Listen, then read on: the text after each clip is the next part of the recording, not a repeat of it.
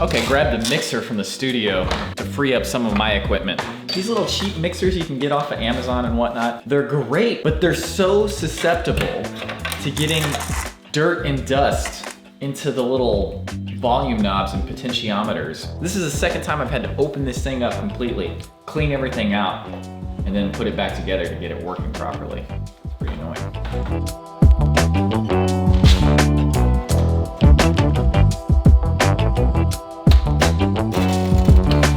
The episode is now done. If you are a patron, you can watch it right now. Actually, one of the Patreon bonuses that we have for people are commentaries and bloopers. And we're a few commentaries behind. I was planning on going to Columbus to film a bunch of them, but with the quarantine, we can't do that. Maybe we'll have to do like an online one. We might do like an online podcast too at some point. Definitely some more streams. Those streams are hilarious.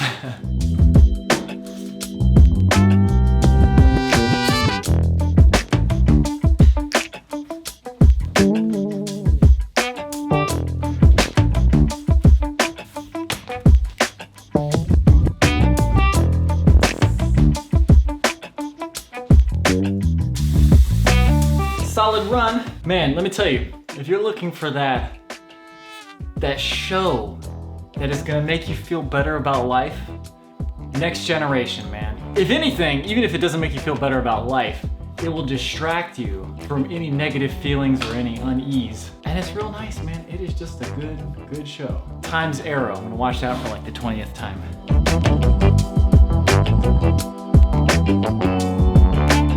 Okay, that's it for today's vlog, everyone. Thank you very much for watching. Let's roll right into tomorrow. I'll see you then.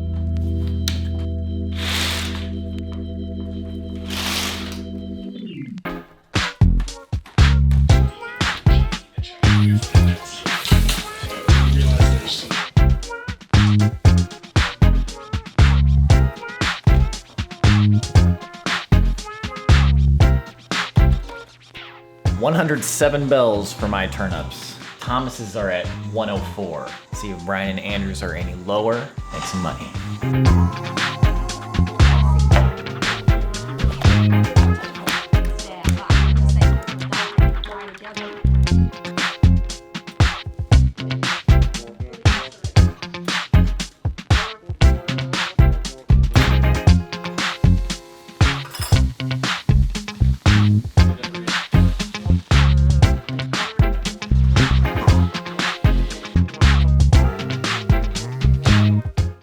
Okay, so unfortunately today was one of those days where I thought for sure I recorded enough footage, especially because this is 2 days worth of vlogs, but I didn't even come close. So I'm gonna show a sneak peek from the new episode. For those of you who've already seen it, I apologize if this is not new content. We'll get a regular vlog tomorrow, but until then, thank you very much for watching. I'll see you then.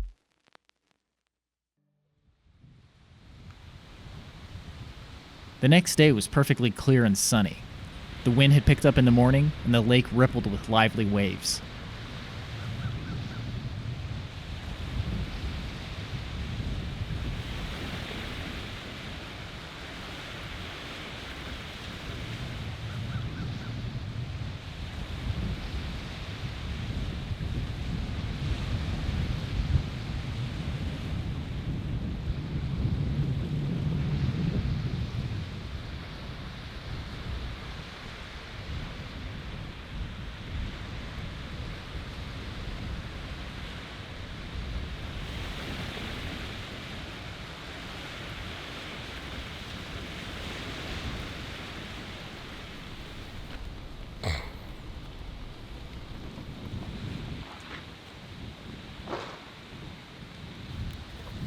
To warm us up a bit, I started boiling water for the morning's coffee.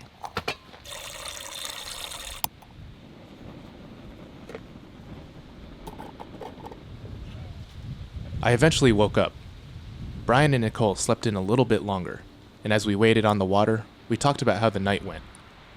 So last night there was these barges. Oh, yeah. That just kept coming through, and they were so loud. And they made a huge echoing sound for like an hour. Yeah, I finally like looked outside to see it, and it was just like, it was way in the distance too, and it was barely moving. Just like, maybe I've talked about this before, but I just can't get over the fact how many people just sacrifice so much. What are they even hauling, and why were they hauling it in the middle of the night?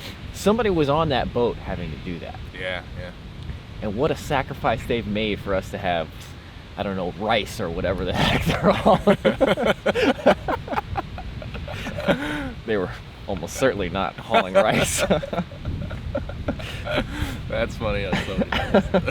Later this morning, it sounded like pitter patter on the tarp, but I think that was just the wind. Yeah. Because I thought for sure, oh no, it's raining. Oh. But I stepped outside and it's not. It was a beautiful sunny day. Yeah. Somehow I'm still so cold. How come I'm so cold and it's still so sunny? Now it was time for breakfast, and for that, we needed a fire. Alright, so today we are gonna make something called ash cakes, which about as delicious as they sound. In here I've got some flour mixed with salt and baking soda. Even though you're supposed to be extra precise when you bake, I kind of just eyeballed it. But these are sort of a cake that like people in the 18th century would make, you know, pioneers in the forest or whatever. But they're called that because you cook them right on the hot ashes. So, and actually I've been told that the baking soda, when it's cooked on the ashes, actually like gets a really unique and good flavor. But I barely put any baking soda in there because I wanted to be safe and not make it taste like laundry or something. So I'm also gonna add some raisins into here. Brian will hate that, but I mean, it'll actually give it some good flavor. Brian doesn't like raisins? I don't think so. Brian, do you like raisins? No response. I think he just groaned or something. Oh, good. Looks like I added a good amount of water. Now it was time to knead the dough.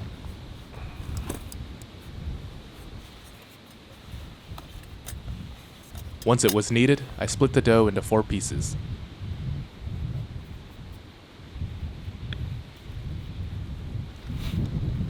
In the meantime, I made some oatmeal for breakfast while Andrew readied the fire.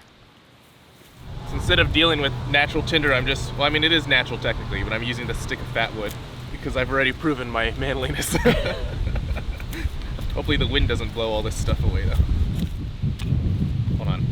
This would be really easy to light. It's just, if I make super fine shavings, the wind blows them all away immediately. So I gotta like, I don't know, I might have to shelter this from the wind and then light it that way. So maybe I can get over like here. Once I blocked the wind, it was much easier to light the fat wood.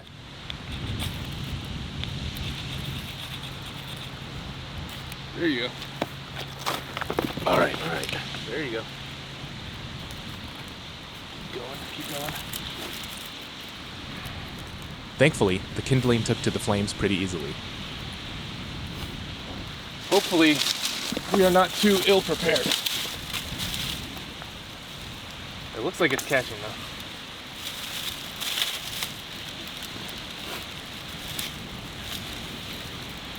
Yeah, we got that. The miracle of fat wood, I love it.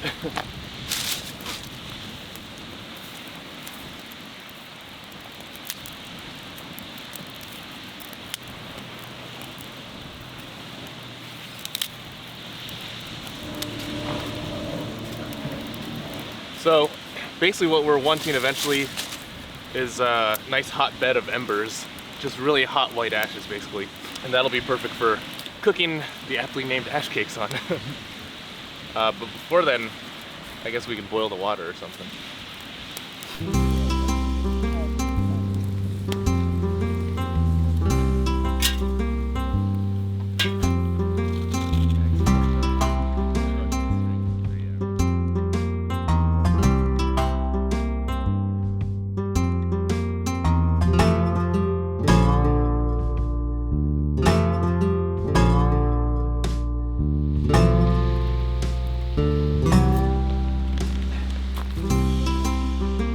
Today, we had Colombian coffee that came in a bag that doubled as a kettle.